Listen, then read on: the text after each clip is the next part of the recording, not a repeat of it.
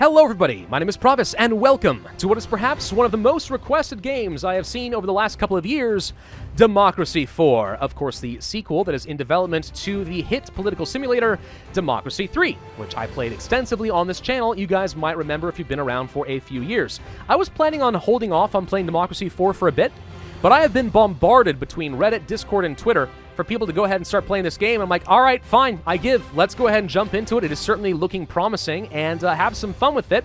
Hopefully, though, this doesn't get me in any trouble, because I'm playing during an American election year, which is always very dangerous. So, we have two nations currently available in the game, and that is the UK and the USA. A lot more need to be added, and this is one really good example of why Democracy 4 is still very much in early access. A lot of changes will occur over the next few months or year or two. I'm not sure what the development schedule is looking like. Just understand a lot might change between this series and what the game eventually is when it does release.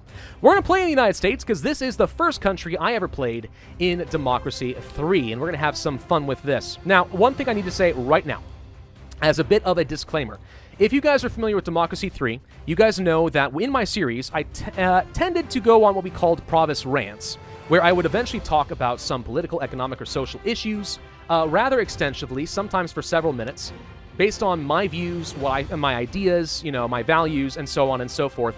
And back at the time, we had a pretty good and understanding audience. I could engage in good, respectful debate, and it was a really good experience, I think. We really got along pretty well. That said, I have not played this game since the channel grew a lot. I know my audience is extremely diverse all across the globe, and there's a lot of different ideas and values out there. If I talk about this stuff, do understand I'm not trying to offend you. I'm just talking about my own genuine experiences and ideas and values that I've accumulated over the years. It is entirely possible that I am wrong. I am open to that, or that I have faulty information, but I'm never going to try to be dishonest with you guys, but I'm also not trying to be offensive. So just give me some slack. Be respectful. Understand I'm a work in progress. I'm just a guy. Now, to avoid a lot of that stuff, and avoid what I consider to be classic partisan arguments in the comment section, we're going to go for an alternative reality of the United States, where we have three parties with coalition systems we're going to have to deal with, because that seems to be relatively new in Democracy 3. And we're not going to be playing as either Democrats or Republicans. We're going to ignore all that stuff, okay? We're just going to have our own totally different names based on what I plan on directing the country. Now, in my original series, what I did was liberal capitalist, because that's not too far off on my own personal views. And I think that I will stick with that. We're going to go for the Futurist Party as our party. And I'm going to go for very technological, technocratic ideas to improve the country using the power of free markets and free people and really good ideas from the leaders, namely me. That's what we're going to go for. The opposition is going to be, what? Let's go for the Movement for True Freedom. That sounds like fun. And also the Progressive Fundamentalists? Nah. Let's go for the Absolute Unity Party. There we go. Those are going to be our opponents. And everything else here, I'm not going to touch, because I haven't played Democracy in a while, so I don't want to play on the highest difficulty like we used to. And I'm not going to touch the liberalism and socialism and everything else. Let's just go with what we've got right now. I'm not going to do compulsory voting, because I think political apathy is a very important component to democracy. It's not just about winning over a bare minimum of voters. It's actually firing them up enough to actually go out there and vote. That's very important. Okay, so in the US, we have a pretty decent DP at the beginning of the game. That's not too bad. Health is garbage, which I can confirm in the United States. Even as a capitalist myself, I will say our system kind of sucks right now for a lot of reasons, which I likely will get into. But yeah, it's just terrible. It's terrible. We're going to have to solve this one way or another. And the challenge will be to solve this in a capitalistic way so I can build in the right demographics in the United States. Education is not terrible, but could certainly be improved. Unemployment, same deal. Crime and poverty are surprisingly in the green. These likely will get worse before they get better, but we're going to try to reduce this as much as we can. All right. If you've never seen Democracy before, I actually recommend you go take out some of my Democracy 3 series. But I can explain real quick. A lot of Democracy 3 is about managing numbers and sliders and optimizing various different components of your nation in order to get the best possible result. Usually your goal is to improve the nation, but ultimately you need to win elections. That's always the most important thing for you to do. And as you can see from something like this, all sorts of different statistics in your country are interconnected between policy and other feedback loops that you have to manage. It's a really tricky balancing game more than anything else, but very politically themed. Now, in order to change various different policies and adjust the different sliders you see here, you will need something called political capital. Political capital is representing how much goodwill you have with your political system, whether it be a Congress, Parliament, whatever it is, in order to enact various different changes. The more political power you have, the more flexible you are to change policies repeatedly. So we want to just bump this up. And usually, in Democracy 3, one of the first things I would do is change up my cabinet in order to try and get the best possible results. So we're going to go ahead and do that right now. I'm going to reshuffle the cabinet. I'm going to fire everybody to start and just reshuffle it, and then rehire people into what I hope is going to be a good position. This is what we did before. I'm assuming it's still good in Democracy 4. Now, in order to make this work, typically, you want to hire people that are going to have sympathies that are in line with the groups you are going to be catering to most of the time. So, for example, I want liberal, capitalist, probably self-employed, maybe not religious or conservatives or socialists. Those would all be bad. Possibly motorists or commuters, possibly patriots. It really depends on what we plan on doing. So, capitalists and ethnic minorities. That's not bad. Depends on how much I intend on catering to the ethnic minorities. I certainly don't have an opposition to that. It's not incompatible with the liberal capitalist. So I think this could be a good foreign policy leader, and I'll go ahead and hire her right out. Now, she's not producing the most political power, but I am hoping that as we continue to build up her loyalty by updating those policies that affect her sympathetic groups, she will get better over time, if this is anything like Democracy 3. Welfare, motorist and liberal. Kind of works for me. Let's see if there's anybody better. Retired socialist? Absolutely not. Welfare, liberal, and parents. This isn't bad. We're probably not going to be on the side of trade unionists, so no on that. We'll go ahead and pick her up, I suppose. Now, some people think the one thing to do is just go ahead and pick whoever gives you the most right off the bat. That's okay in the short term, but not great in the long term. It really depends. You have to balance both, I think. Environmentalist and capitalist, that's a risk, because environmentalists and capitalism are often at odds. Ultimately, we need to find a balance between both. So that's going to be tough for us, but she could be good, and she gives me a lot of political power up front. So I will go ahead and take her. We actually have an all-female cabinet so far. That's pretty crazy. Religious conservatives, terrible idea. Not going to do that. Farmers liberal, sure, we can do that. There's actually way more female cabinet members than I was expecting here. Interesting. Self-employed and capitalist, great choice for me. We're going to go ahead and pick you up. For law and order, I'm not really putting a lot of thought on this. Usually I do a lot of research before I start a game of Democracy. So do understand that I'm probably not going to make the most ideal choices as I go, but we're going to do the best we can. Capitalist, environmentalist, religious capitalists, religious motorist, probably not. Religious patriot, maybe. Self-employed capitalist, perfect. 1.5. Okay, so that is going to be our new cabinet, and as long as we cater to the right groups, these guys will become loyal and increasing in effectiveness as they build up their experience level, etc., etc. So we're going to go for this, and hopefully that ends up being enough to make a major difference. Now, a major aspect of democracy, whenever you pick up a new nation, is dealing with all the different unique crises that are currently facing your nation when you take office, and there usually are quite a few of them. So, for example, right now we have antisocial behavior, and you can see the effects that it's having, and it's really upsetting a lot of people and increasing crime. We want to get rid of this, and there are a lot of ways to do so, and we can see here what's causing or contributing to the antisocial behavior. For example, unemployment and alcohol consumption are leading to the antisocial behavior, but CCTV cameras, community policing, police force is reducing it. So improving these or passing new policies might actually reduce antisocial. I'm surprised to see that religious percentage makes a difference. I think this might be new. If we have a more religious society that is based around community and a sense of religious identity, that actually might improve this. I don't know. Huh, interesting. Yeah, there's going to be a lot of rebalancing in this game that I'm not very familiar with. Fake news is an issue, and the more internet access and technology we have, the more it's going to be a problem. Probably the best thing to do is to improve foreign relations and stability and education to try and combat it. But this may be a problem for the entire game. I have no idea.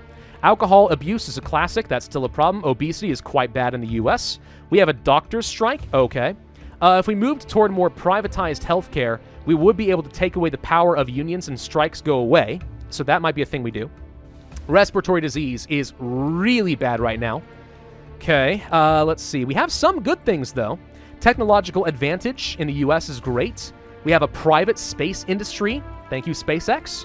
We also have environmental protests, a gig economy, which I'm surprised this is considered to be a negative event in the game. I don't think this is really a bad thing at all. Actually, no, it's not a bad thing, really. So capitalists are happy. Car usage going up is a problem. That we need to deal with. But motorist membership is okay. Trade unionists being upset doesn't bother me if I'm not going to focus on them. So more gig economy takes away power from trade unions, which kind of works for me. So this might be fine. I'm not sure I want to change that at all. We do have an uncompetitive economy we want to get rid of, and also pollution is looking pretty darn bad. Okay, well, we only have 6 more political capital to work with right now. Let's take a look at some new policies and see if there's anything we can pass to start getting, let's say, a better economy, or perhaps changing demographics and directions I want. For example, the business startup campaign isn't half bad. It's going to improve self-employed membership, which means as long as they like me, more self-employed people will vote, and that's good. However, it doesn't actually improve the economy, which is really what matters more than anything. A national business council, however, makes capitalists happy, as well as improving GDP, and it's a very, very cheap thing that we can quickly implement. I'm going to go ahead and do this. I'm going to start it at full because I want as much of this as possible. Reduce the membership of socialists, get lots of capitalists in the USA. So let's go ahead and pass that right away. And then we could also go for things like trade councils, good for trade. Tax policy, probably don't want that right now. Let's see. Social justice, absolutely not. Carpooling, telecommuting. This could be good. If we do more of a telecommuting initiative, it makes commuters happy, but less people are commuting in the first place. It reduces car usage and is going to help get rid of gridlock. So this could be a very good thing for me. Telecoms industry is new. I have no idea what that is. Interesting. It's a little on the expensive side, though, so we could just do things like a carpooling campaign, or I could just adjust various different policies I have right now. It's just I don't know how much political power I have to do that. What about community policing? This actually would be quite good for me. Yeah, we could do that. Now, here's something new in Democracy 4, which I think is actually a very good change. Used to be that if you made any changes, one way or the other, with a policy, you would have to pay the full political cost of making that change. Now there are tiers. And actually, this is not a good example right now because it doesn't show it. Hang on. Can I revert changes and show something else? Maybe recycling policy? No. Am I wrong? Yes. No, I'm sorry. Okay. Max cost is shown right here. You can see that if we raise recycling policy a little bit, it only costs me 2 political power, but once I cross into the next threshold, it costs me 4. So making changes, small changes, incrementally, might be better in Democracy 4 than they were in Democracy 3, and I think that's a very, very good change. I think going for community policing is actually great for me. It reduces unemployment, it makes liberals happy, it reduces crime across the board and racial tension, and increases liberal membership, which is great. It also reduces antisocial behavior and alcohol abuse. If you are going for a liberal playthrough, community policing is one of the best policies you can do. Now, it's going to cost me some extra money, but I'm just going to have to accept that. Let's really ramp this up. 0 political capital. I apologize. Now, what? Wow, this is free? Oh, well then, yeah, let's just make the change for free. 100%. That seems great. Okay, I like that idea. Let's see, what else could we do that might be beneficial here? Taxes are ultimately something I really need to change because we need to start raising some revenue, and we're going to have to increase taxes in order to make this all work. Witness protection program we've already got. That's all fine. Let's just go back to some of the new policies and see if there's something I want. Alcohol awareness, for example. We can try to just outright reduce alcohol consumption to try and get rid of the alcohol abuse. And in conjunction with the more community policing, this might end up being enough for very cheap in order to get rid of that event. So if you take a look here, we can see that community policing is going to be reducing it by a fair bit. We're trying to get down to this green line right here, the stop trigger. And if we can do that, the negative effects will go away. So this is going to be changing by another 17% down here. Okay, I think that'll take us to about here. And then another, yeah, actually between those two policies, that might be enough. Might. I don't remember what the increments are here. 10, 20, 30, 40, 50, 60, 70, 80. Yeah, I think that 17 plus whatever it was from alcohol abuse will get us the 20% we need over time to get rid of alcohol abuse. So that's great for us. That is huge.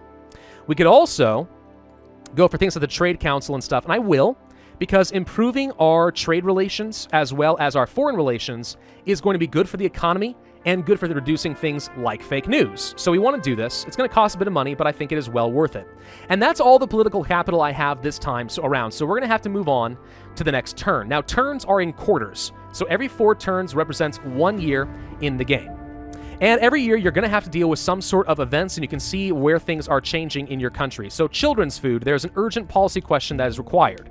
A law has been proposed to regulate the fat, salt, and sugar content and nutritional value of food sold to children, including food sold in fast food restaurants and, of course, food served in schools.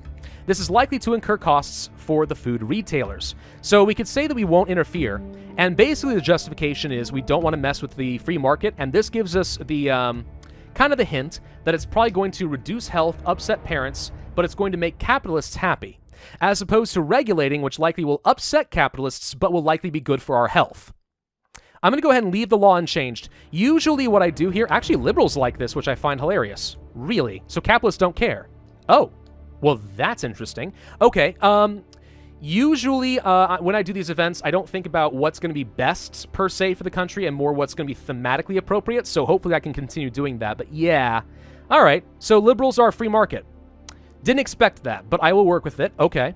I guess this means that in this game, capitalists have a lot more to do with private ownership of the production or the means of production, and a lot less to do with free market capitalism. So you could have conservative capitalism, which is kind of more probably of a capitalistic oligarchy, as opposed to free markets. So that's interesting. Very interesting. Okay. Everything else here is looking kind of okay. The global economy is doing well. We have a pretty bad budget deficit. We actually just got a subsidy SAM because we're subsidizing things. That's interesting. 17 political capital at the moment. Okay. So what would it take to start addressing some of this deficit? Well, we could try to adjust tax policy, and the income tax is probably one of the easiest ways for me to do this. Only 9 more political capital would let me change our income by a lot. And right now, taxes are, I would say, a little high. 50% on the top rate is certainly a lot. 45 right now is just so much. I'd love to drop it, but we need money more than anything else. My question is there some other way we could get some money without really upsetting capitalists? A petrol tax actually isn't bad, but it's a very politically expensive thing for me to do. However, the advantage of this is it barely affects things like the GDP, and it does reduce car usage, which works for me. This is a good thing for me. It does get a few billion more dollars, which I could spend. So incrementally, we can increase this up to 10%. I will do so, I think, just for the extra income, because it's not going to affect me too much. Charity tax relief, that's interesting. Oh, interesting. This costs a fair bit of money. That is a new policy I've never seen before. Usually, one thing I like to do is go for economic policies that I know stack up really well to build up the GDP so we start raking in the income. For example, rural development grants and small business grants are really good. Where's the investment scheme? Is that here? Do we already have that policy?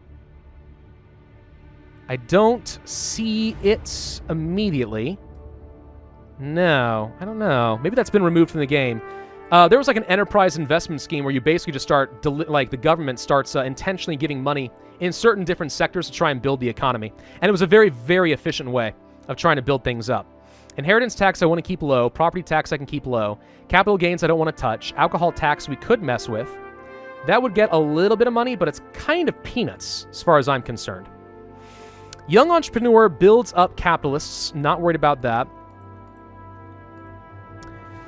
We could go for that telecommuting. And getting rid of the gridlock would improve our economy quite a bit. The only problem is it's very expensive. It's a very, very expensive thing to do. Let's take a look at the GDP. Let's just see what's going on here. So foreign investment is actually great, and it's improving our economy quite a bit. Business confidence is a new thing we have to worry about. Ooh. Now that is interesting. Technological advances, tourism, traffic congestion is hurting, uncompetitive economy. So improving productivity will be very, very good for me. What's hurting my productivity? Alcohol consumption, bad health. So really what we need to be doing is looking for ways to improve health, I think. If we can do that, that would be great. So let's take a look at our,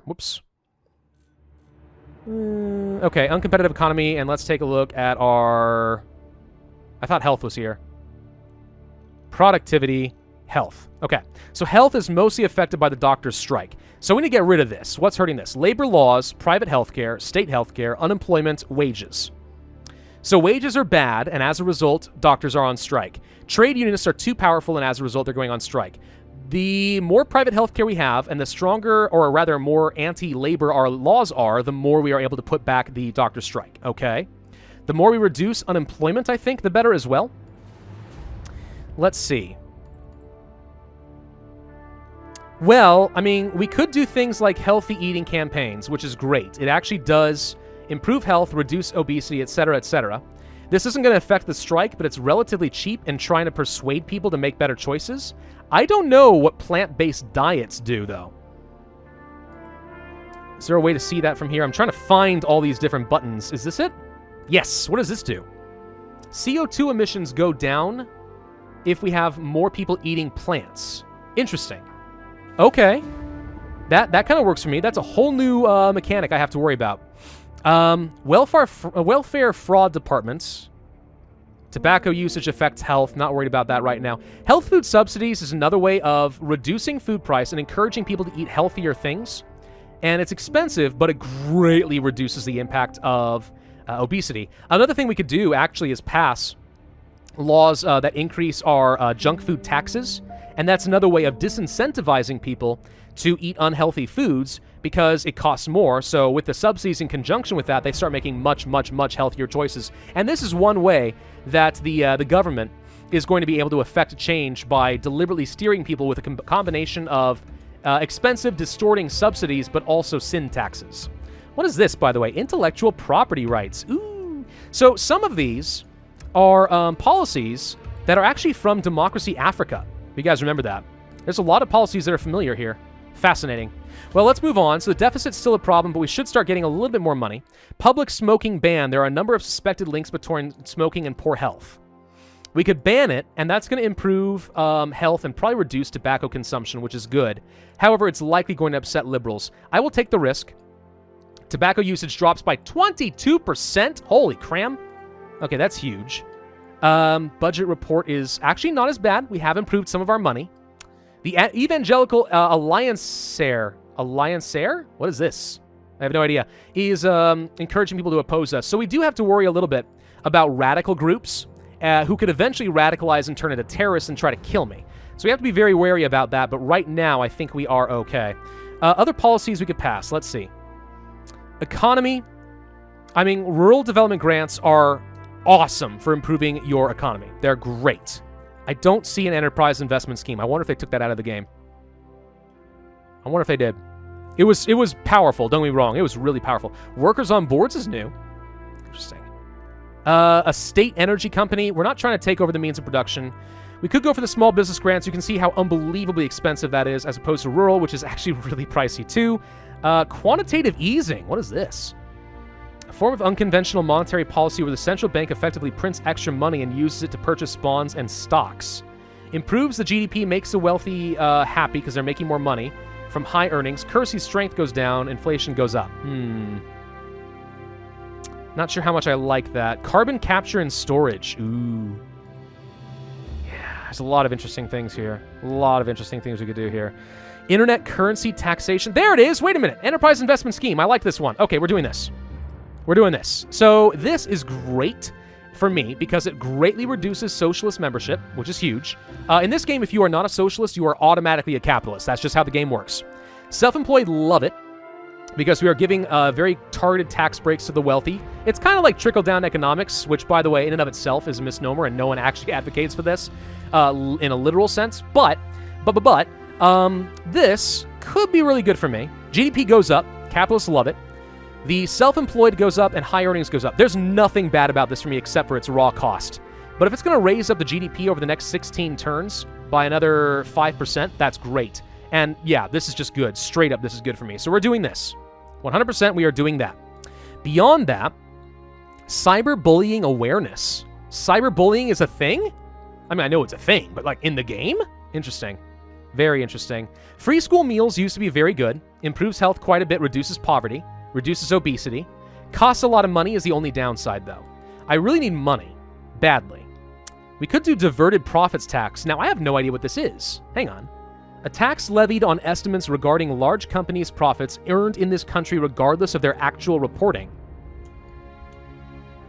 So it's like a punitive tax for multinational companies, or what? Used to prevent multinational companies from claiming that all their profits they earn are somehow generated. So it's fraud reduction. Okay. Foreign relations goes down. Capitalists don't like this. Well, I think we're going to do a junk food tax. This tends to be very unpopular, but it does improve health by a pretty good amount. Obesity is going to drop a lot. Plant-based diets goes up as well. We're not trying to do this too much, though, because I don't want poverty to go up a lot. So just an extra $4 billion, for example, of income is pretty good. Now, personally, as a more free market capitalist myself, I'm definitely more leaning on the laissez-faire side of things. I'm relatively opposed to this. This is something that Michael Bloomberg, or was it Bloomberg? I think Bloomberg tried to do in New York City with like the soda tax and stuff. It was very unpopular. At the end of the day, I don't really agree with a lot of sin taxes. I know they're very effective, though. So we're doing this in the game, but I'm personally not a big fan. Youth are upset, but besides this is mostly a good thing for me, and it gets money. I'm almost of the opinion we should do this for everybody now that I think about it. Wait, this doesn't impact income much, like at all. We can afford to upset the young people. I don't care about that. It's really poverty that's dangerous. So let's go for a raw $4.7 billion. We're going to do it kind of middle of the road. It's a semi-popular decision. It gets some money to get rid of my deficit, and we should see... Oh, this went up a lot. We should see that this is going to drop. Now, one reason that obesity is really high right now is because lots of people have extra money via the GDP. As a result, people have more disposable income to buy bad food, but also food prices in the United States are pretty darn low. Now, the thing is, we want to keep this low because this is ultimately good for everybody, including the poor. But one of the reasons this is not, if you have lots of cheap food, people can overconsume. So technically, raising food prices through various different policies would work well for getting rid of obesity, but it'll have a lot of nasty effects. And actually, from my limited travels in the world, I can definitely say that the United States definitely has low food prices in comparison to a lot of places like in, let's say, Europe or even our neighbors in Canada. It definitely is a lot cheaper. The cost of living in the United States is definitely lower in a lot of places. Not all. Cities in the United States, for example, are very expensive, but in a lot of places in the U.S., it's a lot cheaper. A lot cheaper. I used to say that housing costs generally were a lot better too, but as I'm finding, as I try to get a mortgage right now, I'm finding that no, that's not as much the case anymore. Not as much the case as it used to be. All right, so let's see. Community policing has a bit longer to go, 15% more. Alcohol consumption should be going down a lot more. Not enough. Alcohol awareness campaign. We could pass some alcohol taxes, and that would also do things, but I don't know. Let's see. Keep the country... Campaigns are extremely cheap and usually good. Like, improving the environment is a good thing. Cyberbullying. Youth politics. Social justice, no. Well, actually, yes. This is good for me. Yeah, we actually want to do Social Justice Foundation because it improves liberalism membership, which is good for my votes. So it takes a long time to fully take effect. We should definitely do it. Commuting is bad. Like, a lot of commuters are very angry with me. Cycling campaigns would help a little bit and improve health and reduce obesity. So this is a very cheap thing we can do, and it's good. I'm just trying to get a lot of cheap effects to start gradually ticking away at some of these while I try to get the political capital I need to make sweeping changes, like with the income tax. Income tax is very significant. Payroll tax is a new thing in the game, but it's basically your income tax. It's just instead of paying your income tax at the end of the year, we are taking your money every paycheck. So you pay your government, basically tax day is every 2 weeks in the United States. And this is something I had to learn the hard way, but it's a thing. Socialists like it, industrial automation, gig economy, uncompetitive economy, blah, blah, blah. Reducing this could be fine, but this is a tax on top of the income tax. Actually, I take this back. I'm sorry. I am misreading this. Payroll tax has a lot to do with income tax. Yes, that is something we do in the U.S. is automatic tax withholding, which is income tax. Payroll tax in this case actually has to do with Social Security, Medicare, Medicaid, that kind of thing, where you have to pay into it whether you like it or not. That is a thing we are doing. So high payroll taxes, yeah, I can see why that is causing some issues. How's the uncompetitive economy doing? It's going down a little bit. Productivity will improve if we can fix health. Unemployment needs to go away. GDP is contributing quite a bit. Military spending, healthcare, blah, blah, blah. We still need to get rid of the doctors who are causing issues, I'm aware, but there's nothing we can do about that. One more turn, I think, and then we have to end this video. I tend to do things in years. Health is going up. GDP is reducing, which is an issue. Deadly virus outbreak? Oh, come on! All right, that's a thing now. Budget surplus is not looking great. 45% of the vote in the election's looking pretty nice, though, especially in a coalition system. So, yeah, this is an issue. Tourism plummets. Healthcare demand goes up at a time when we don't have a lot of healthcare. GDP drops. International... This is terrible. This is terrible. Also, tonight news headlines. A physicist shames she fears for the state in the science funding in this country. You're saying I'm not funding enough? Ah, come on. I don't care what you have to say. Screw off. That's not a big deal. Okay. Foreign relations, not a big deal. We need healthcare badly. How can I get rid of the doctor's strike? How can I get rid of this? Labor laws being more pro-employer. I don't necessarily agree, by the way, that the U.S. has extremely pro-employer laws. It's not as pro-labor as a lot of other places in the U.S. I definitely see that. But I wouldn't say that it's extremely pro-employer. I'd say the U.S. is probably more like here, really. But that's just based on my own... I mean, the people who make this game do a lot of research, so they may know a bit more about this than I do. We could increase the working week and have more pro-employer laws. The only downside of this, really, is it depresses wages, and it could lead to a lot of stress and anxiety. So I don't think we want to change this, even though it would affect the doctor's strike quite a bit. So we're going to ignore that. Private healthcare. If we were to go to reduce state healthcare services and have more private healthcare, this would save me a chunk of money, actually. And it would help, but it also reduces health. That said, it's not as easy as this. Like, you see health go down, but private healthcare goes up. And if private healthcare goes up, then health goes up. So it slightly offsets, but only slightly. We need other ways of improving things. Healthcare vouchers. Now, here's the thing. This would cost an absolute fortune. But basically, it's a government way of saying, all right, so we have a state-run healthcare in that the government is going to be collecting taxes and handing out vouchers for people to go and get healthcare, but it tries to preserve the competitiveness of a market in order to say, but in order to get those vouchers, different healthcare providers need to compete and keep lower prices so you can get more out of it. That's what it tries to do. I'm still not sure we can afford that. Like, that is potentially unbelievably expensive. Free school meals is expensive, but helps with a lot of things. Poverty goes down, health goes up.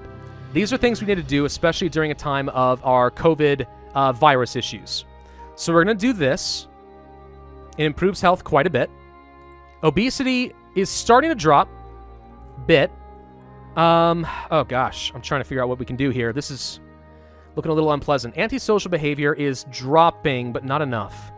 Alcohol consumption going down is good. We could improve our police forcing. Violent crime and crime goes down. I'm not really looking to make conservatives happy exactly. Interesting that higher police forcing increases corruption. Antisocial behavior goes down. Police abuse goes down. This is a good use of money, I think. A good, strong law and order system in a nation is kind of a prerequisite for a thriving society. You need to have good policing. So we're going to do this. It doesn't upset liberals, which is good. It's going to cost me a lot of important money, though. So we're going to go for that a little bit. Fake news. We could go for more education-based initiatives. I mean, I want to do some of the long-term policies that take a long time to take effect. What do we have right now? Science emphasis. I don't think I know any schools except for private religious schools that teach religion in, or creation, I should say, in schools. But I don't know. It's good for me to raise this, but it's not something I need to worry about right now. Environmental protests. The more the environment is doing, or better it's doing, the less people care. Gig economy. No. We need to fix things like gridlock, I think, because it is reducing our GDP and really upsetting motorists. So traffic congestion needs to be dropped. For that, road building, the U.S. geography is something we can't control. Car usage. We could try to encourage people to start taking buses and stuff. Or here's a cheap option. Carpooling campaign, just outright reduce the car usage for some money. I think that's worth it. We could also go for that telecommuting. I think we're going to go for the bike subsidies. This is cheap. It improves health as well as reduces everything else. And I don't think we can afford literally anything else because we are about out of political power. Okay, this is where we're going to end this video. I have no idea if we're doing okay or not. I think we've got a few balls rolling that should help. But the virus outbreak is going to be a really, really serious issue. And I need to do some searching here to see if there actually is, like, an event here we can find.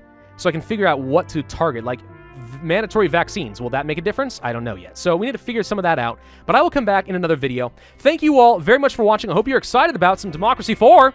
If so, then I ask you to hit that like button, leave a respectful comment down below, and subscribe and hit that notify bell, and I will see you guys next time.